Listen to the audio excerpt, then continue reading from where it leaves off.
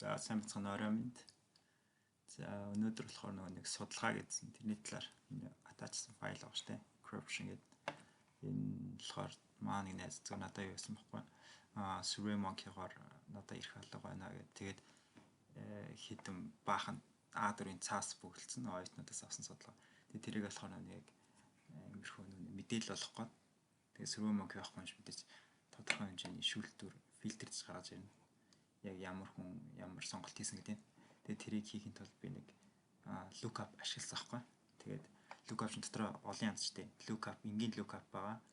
VLOOKUP, HLOOKUP гэж байдаг. Тэгээд одоо яг 2018 он Excel дээр нөө бүгд XLOOKUP гэж байдаг болсон байхгүй. Тэгээд энэ дээр болохоор яг тэр мэрийг мэдэхгүйсэн юм чи тэгээд lookup ашигласан байна. Тэгээд яаж оруулсан харуулцаа. За. Тэгэхээр эхлээд яг тэр судалгаа бол яг иймэрхүү байдалтай гэсэн үг байхгүй. Нэгдүгээр асуулт гэхэл ер нь асуулт гол нь нэг ч одоо бүгд А, Б, С, Д гэдэг шиг одоо A, B, C, D гэдэг дандаа тийм ижлэхэн сонголттой байгаа шүү дээ. Тэнд дээр нөгөө VLOOKUP дээр шилжлэхгүй гол нь давхцчих болохоор тэгэхээр энэ дээр ялгахын тулд нөгөө зүгээр lookup хийгээд нэгдүгээр асуулт, хоёрдугаар асуулт гээд хариалагдах асуулт болгоно яг давхцж байгаа хэсгүүдээр дата үүсгэх шаардлагатай болж байгаа байхгүй. Тэр нь болохоор эднэр байгаа. Яг үндсэн дата. Чи одоо 11 гэсэн сонголт дотор юм 1 2 3 гэсэн 3 хариулттай ч гэдэг юм те. Яг тэрийг үндсэн датагаа би ингээ оруулсан байхгүй. Нэгтгэд анхандаа бол мэдээж 11 дотор ийм сонголт ингэж би ихлэ ялгаж ичээд энэ гэхдээ одоохондоо бол яг ашиглагдахгүй. Яг миний үндсэн тэр гаргаж байгаа энэ дашборд дотор байгаа юм дотор л эдрийг зүгээр би ингэж салгаж бичиж байгаа ингээд нэг дата олгоцсон. Тэгээд тэблдээ нэр өгөөд нэрийн тэбл 13 яаж нэр өгөөл юм байна л да. Цаас өс нь 13-ыг өссөн. Энэ л харийг үндсэн асуултууд нөхгүй. 11 дээр нь дандаа насны талаар асуулт байсан. Тэгээ энэ 12 нь хүүсийн асуусан байна. Нэг нь болохоор гэлээ. Ийм их асуултууд байсан байхгүй. За эдгээр дандаа хариултууд нэгс үг шүү дээ. За тэгээд иймэрхүү дата байгаа. Тэрийг болохоор яаж хургасан бэ гэвэл ерөнхий тэблний бид энэ болгоно бүгд гараар шивсэн л дээ. Одоо чинь эхний хүн гэсэн үг байхгүй юу? Эхний хүн гэдэг одоо энэ хүртэл байна шүү дээ. Тэр хүний одоо 11 дээр юу гэж хариулсан бэ? 2 гээд 12 дээр 2 гээд яг энийг оруулангууд гол нь миний гаргах гэдэг бол томьёо lookup хийсэн энэ дээр ашиглагдаж байгаа. Энэ бол яг энгийн зүгээр VLOOKUP байгааз. Одоо энэ дээрс VLOOKUP яаж ашиглагдгийг харъя л да. Өмнөх видеонд хэлсэн те. Одоо ингээд if гэдээ авчиж байгаа байхгүй. Яагаад ийм if функц оруулсан юм бэ? Зүгээр хоос нот байх юм мэдээж энэ чинь хоослох хэрэгтэй болчдөг. Тэгээд энэ чи бол аваад хэрвээ энэ 0 байх юм бол шууд хоос ингээ үзэж байгаа байхгүй.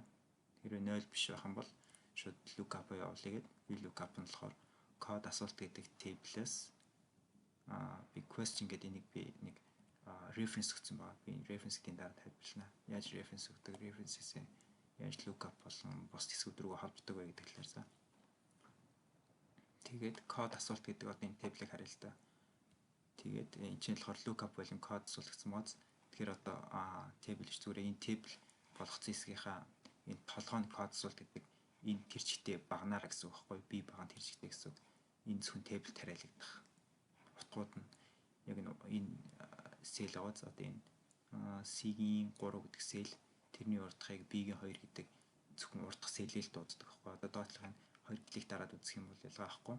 C-ийн 4, B-ийн 4 гэсэн сэлийгээ дуудана. Цэнхрээр харагддаг сэлний код асуулт гэсэн яг адилхан гэж харагддаг байхгүй. Тэбл болохоор яг ингээд амархан шууд таньчдیں۔ Урдх юм аа. Нэг удаад томьёолоод өчвөл. За тэгээд question гэсэн энэ бол би reference өгсөн байгаа. Тэрийг нь одоо томьёо үзсэн дуусчихад харъя. 2 гэдэг маань мэдээж мөрийн дугаар шүү дээ. Одоо тэр нөө энэ ви дата дотроо question гэдэг нэг хэсгийг нэрлэлсэн. Тэгээд тэрнийхээ 2 дахь мөрөн дээр нь яг миний гарах гэдэг энэ хариулт хэсгүүд байгаа гэсэн үг байхгүй. Тэнгүүтлээ 0 буюу энэ чинь нөө нэг одоо false буюу яг бод дутхын гаргая гэж байгаа байхгүй. Тэгэхээр question гэдэг харцгаа.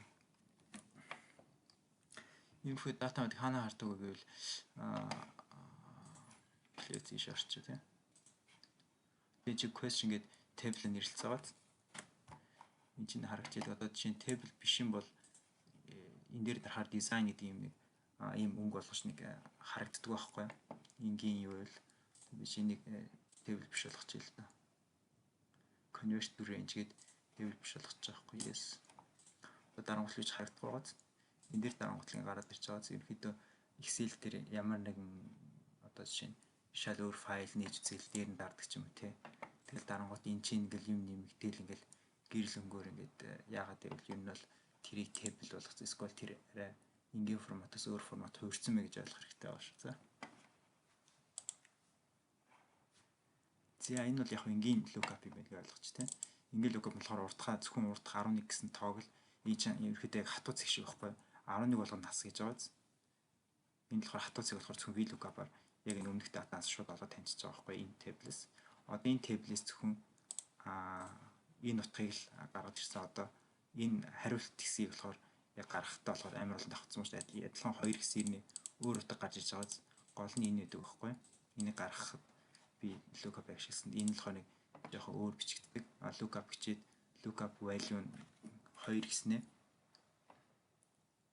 lookup vector гэж байгааз энэ болохоор vector утга нь ингэ өсөж байгаа. Би нэгийг энэ нэг байгааз энэ нэгсэндээ хоорондоо тэнцүү хуваах нь энийгээс хоорондоо тэнцүү. Тэгэхээр энийг энэ хуваахаар адилхан нэг гарна, энийг ч энэ хуваахаар нэг гарна. Тэгээд гурлаа нэгийг хуваах нь нэг гээд тэгээд ерөөдөө нэг гараад ирж байгаас тэгэхээр энэ өсөндөө вектор ч яг зөв явж гин гэсэн үг байхгүй. Яагаад нэг гарч байгаа вэ гэвэл одоо би чи тодтогцсон шүү дээ. Код асуулт гэдэг хэсэг нь table 13-ын юутай мөргөлдөж байгаа гэд энэ хоёр тэнцүү байгаа.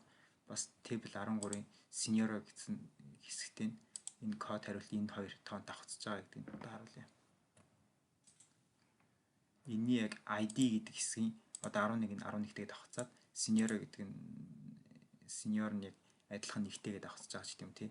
Энэ хоёр нь яг ингээд таарад нэгсэн байхгүй. Энийн 11 энийн 1 нь энэ дээр харуул энийн 11-тэй энийн 1-тэй таарч байгаа. Энэ бол 2 болохоор 2-тэй таарч байгаа гэсэн. Тэгэхээр энийхээ датагийн 2 дахь нь хараад 19-с 22 насны гэж байгаа шүү тий. Тэгэхээр энэ гараад ирж байгаа гэсэн байхгүй. Энэ юун дээр хэрэг болдог гэвэл ерөөхдөө аль болох одоо юм энэ дээр л мэдчих яг хэрэг болчихж байгаа. Өөр юу гэдэг вэ? Уул уурхай салбарч юм ямар нэг мод цаг хийж байгаа үед аягүй хэрэг болдог. Ялангуяа хангамжийн ажилч аягүй олон адилхан нэртэй байдаг шүү дээ. Скотч гэдэг дотроо урт скотч ч гэдэг юм эсвэл өнгийн скотчуд гэдэг тэрийг ялгаж янз бүрийн параметрэл оруулахаар яг иймэрхүү байдлаар явахаас аргагүй байдаг байхгүй дэлгүүрүүдэд. Тэр нь л аягүй хэрэг болт юм дөө. За дараагийнх нь dashboard. Dashboard гэдэг нь болохоор яг саний яг гаргасан үр дүн мэдээлэлүүд байгаа шүү дээ. Энэ бүх мэдээлэл оруулсны дараа энэ чинь pivot гаргах гэж байдаг байхгүй. Table-с pivot буюу pivot гэдэг чинь юу гэсэн? Оновчлох гэсэн үг. Нийт би энэ дээр болохоор 300-аад хүүхдийн судалгааг би гараараа шивж оруулсан байгаа байхгүй. Нийт 1922 мөр шивсэн гэсэн үг. Гэхдээ шивхтээ мэдээ зөвхөн тоонуудын шив шүү дээ. 300 хүүхдийн 11 дээр юу гэж хариулсан 2 гэж чинь энэ хоёрын томьёор орсон. Тэгээ би pivot дээр болохоор яг үндсийн dashboard энэ дэхтэй 2 жилийн өмнө хийсэн материал да. Dashboard-ийн юу гэдэг 18 гээл энэ чинь болохоор зөвхөн би юу оруулсан. Conditional format-аас ийм бар оруулсан байхгүй. Энэ бар юм шиг тий. Ингээд энэ гурлын дээр нь зэрэг дарж байгаа ингээд бар оруулчихаар энэ гурын жигсэн дунджаар ирэхэд аль нь илүү пропорцовд их вэ гэдгийг ингээд харьцуулаад гараад ирчдэг. Одоо энэ ч би тоонуудыг авсан гэсэн үг байхгүй. За pivot яаж үүсгэхийг харах уу. Pivot болохоор үндсэн table ингээд энийг чи table болгоцсон ийм гарч ирдэг болгоцсон байгаа тохиолдолд энэ data гэж энэ чи хувиргаж шууд sum, count, average, variables энтергээд янз бүрийн тийм үндсний 7-8 төрөл байгаа. Тэрнгээр хувиргаж хардаг болж болдог. Эсвэл recommendation pivot table гэдэг энэ дээр харж үзье л да. Иймэрхүү хувиргалтаар гаргажлах юм гээд автоматар. Одоо энэ шаардлагагүй шууд pivot table гээд энэ select range-ийг яг энэ table сонгож чинь. Тэнгүүтлээ new worksheet буюу Яг юм бол энэ sheet 1 гэдэг юм ороод ирнэ гэсэн. Existing хийж байгаа бол зүгээр яг existing-ийн дараа location-ийн дараа энэ яад ч юм уу шүү тавьчих болдог. Тэр нь бол яг дашбордыг дэвгүй хэрэгтэй дээ.